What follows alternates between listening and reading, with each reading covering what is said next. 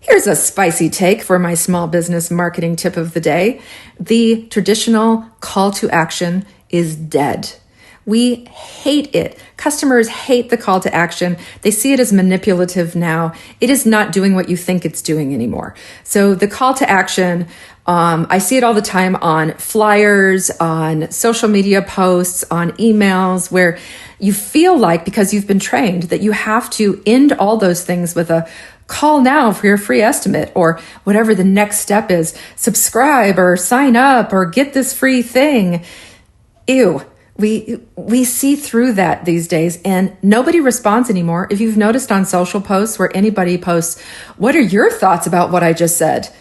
Only like their best friend and their mom are going to respond, because we just don't like the manipulation. So leave off the call to action and give your customers and prospects credit for the smart human beings they are. And when they are ready, they will call for the free estimate, or they'll take that next step. Provide a clear path, but don't, hey, sign up now. Yeah, just don't.